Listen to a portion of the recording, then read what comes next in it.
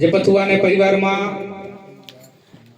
જે અયોધ્યાની અંદર રામચંદ્ર ભગવાનની પ્રાણ પ્રતિષ્ઠા થઈ હતી અને એ દિવસને યાદ કરી અને દર વર્ષે એ તારીખે તિથિ યાદ રાખી અને ભજન સત્સંગ રાખે છે. ખૂબ ખૂબ ધન્યવાદ છે. કારણ કે આવી રીતે દર વર્ષે તો કોણ યાદ રાખી શકે જેને ખરેખર રામચંદ્રને હૃદયમાં પ્રતિષ્ઠા કરી છે ને એ જ. નહીતર એ તો એવો જુવાળ હતો ને ગામડે ગામડે ખરેખર રામચંદ્રજીનો બહુ ગુણ ગાવામાં આવતા, પણ આજ કોક આવા વીર પુરુષો એને હજી સુધી હાચવી રહ્યા છે, એમને ધન્યવાદ છે. અને આ પ્રસંગમાં અહીંયા સંત મહાપુરુષોને બોલાવ્યા, ભક્તોને, માતા બહેનો દરેકને જય ગુરુ મહારાજ. તો રામચંદ્ર ભગવાનની વાત કરીએ તો એક આપણને કઈ પ્રેરણા મળે એમની જોડેથી. એ ગ્રંથ વાંચીએ તો જીવન શું છે, જીવનમાં વિવેક શું છે, એ રામચંદ્ર ભગવાનના આદર્શો ઉપરથી આપણને જોવા મળે. તો એક વખત રામચંદ્ર ભગવાન લક્ષ્મણજીને કહે છે, હે લક્ષ્મણ, કારણ કે રામચંદ્ર આદર્શવાદીઓ હતા, એટલે લક્ષ્મણજીને કહે છે કે હે લક્ષ્મણ, આ જીવન છે ને આદર્શવાદી હોવું જોઈએ. ત્યારે લક્ષ્મણ રામચંદ્રજીને કહે છે કે ભાઈ, આપણે આદર્શવાદી જીવન જીવીએ છીએ એ તો બરાબર છે, પણ આ આદર્શ નિભાવતા નિભાવતા વ્યથા પડે છે, દુઃખ પડે છે, એનું શું? કારણ કે સંત મહાપુરુષો તમે જો કે જે સતના માર્ગે ચાલ્યા છે ને એને તકલીફો તો આવે જ, કારણ કે સતને નિભાવવા માટે જ તકલીફો પડે ને કે પેલો આડા શેડા પાડીને હેડતો હોય ને એને કોઈ તકલીફો ન હોય. એટલે રામચંદ્ર ભગવાન ને લક્ષ્મણજી કહે છે કે કદાચ આદર્શોને નિભાવતા નિભાવતા વ્યથા પડે, દુઃખ પડે, એનું શું? ત્યારે રામચંદ્ર ભગવાન લક્ષ્મણજીને કહે છે કે હે ભાઈ, કદાચ જીવનમાં આદર્શ નિભાવતા જો વ્યથા પડે, દુઃખ પડે ને, એ જગતમાં બીજાના આદર્શ બની જાય છે.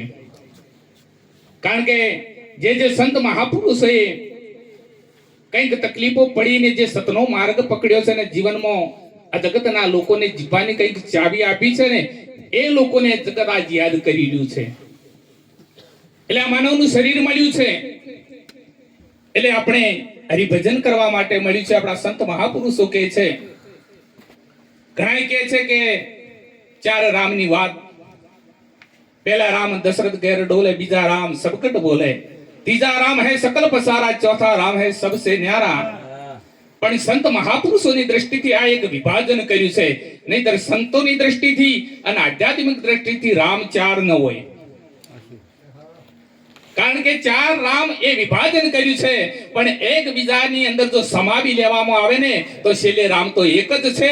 અને એ રામને ઓળખવાની આ સંત મહાપુરુષો વાત કરે છે. કારણ કે સકલ પસારા એ બરાબર અને સબસે ન્યારા, કારણ કે જગતની જે પ્રમાણની સૃષ્ટિ છે ને એ રામની સત્તાથી ચાલી રહી છે, પણ તોય બધાથી ન્યારો છે. અખિલ બ્રહ્માંડમાં તું એક શ્રી હરિ, આ તો જંજવા રૂપે અનંત ભાષે, દેહમાં દેવ તું, તેજમાં તત્વ તું, અને સુનમાં શબ્દ થઈ વેદવાસે. એટલે એ રામને ઓળખવાની સંત મહાપુરુષો કહે છે.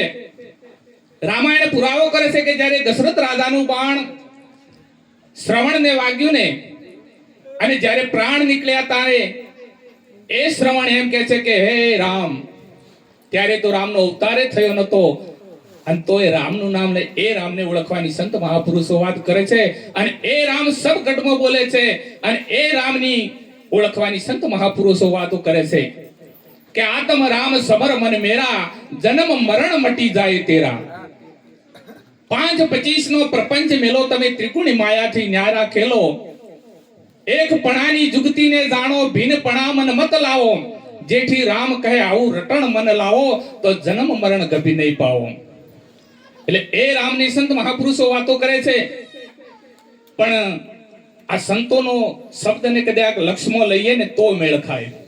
ભક્તિ શું? કારણ કે સતગુરુના શરણમાં જઈ તન મન ધન અર્પણ કર્યું, પણ જો કદાચ એ વચન વરીને આયા અને એ વચન પ્રત્યે તમારું લક્ષ્ય હોય ને તો એ લક્ષ્ય જોડાયેલું છે, એ જ ભજન. નહીતર પેલું આપણે બેંકમાં મૂકીએ ને પૈસા, એ આપણી કરાવીએ. કારણ કે તન મન ધન જે સમર્પણ કરી દીધું તો પછી મટી જવાની ભૂમિકા આવે. પણ કદાચ ત્યાં જઈ અને પેલી એફડી કરાય એમ જો ડબલ થઈને આવો ને તો મેળ ના ખાય. કારણ કે આજે ઘણા છે ને એફડી કરાવે છે, તન મન ધન અર્પણ કરીને આયા ને પછી ડબલ થઈને આવે કહો મોહ. એટલે ખરેખર આ ડબલ કરવાની વાત નથી, કઈક મટી જવાની વાત છે.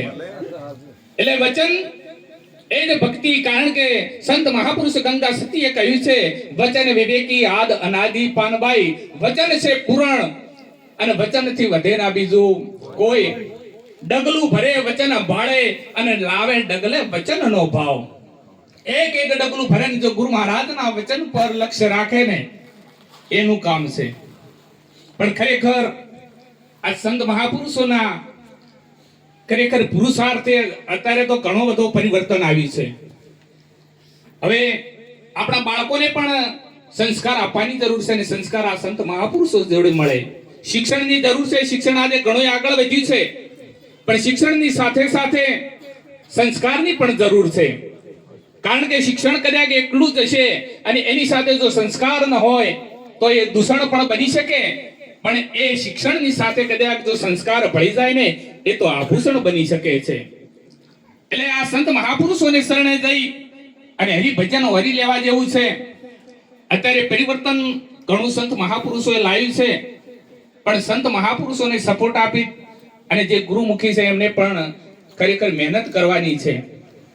કારણ કે આપણું દાયિત્વ એવું હોવું જોઈએ કે કદાચ આપણે ગુરુ મહારાજને શરણે જઈ અને આપણે કંઈક વિવેકી બન્યા છીએ તો 5 બીજા જીવાત્માઓને પણ એ વિવેકી બનાવવા એ આપણે ફરજ આવે છે. અને તો જ ખરેખર ગુરુ મહારાજનો શબ્દ આપણે ઓર્યો ગણાય. કારણ કે વિવેક વિનાનું જીવન બધું નકામું છે. વિવેક વિના કહ્યું છે કોઈ સંત મહાપુરુષે કે વિવેક ધર્મ હે આદ અનાદિ તું સમજી ચિત્ત લગાય. વિવેક વિના નહીં કોઈ વિચારા, વિવેક વિના નહીં ધર્મ ધારા, વિવેક વિના મિથ્યા તીર્થ જાના, વિવેક વિના કશું હાથ ના આવે અને વિવેક વિના નર પાવે નહીં પારા. એટલે આ સંત મહાપુરુષોની જોડે જઈ અને આ વિવેક ત્યાં જ મળે હો, બીજે ન મળે. કારણ કે વિવેક જ ભક્તિ છે. ભક્તિ આપણને દેખાય ક્યારે કે માણસની અંદર વિવેક આવે.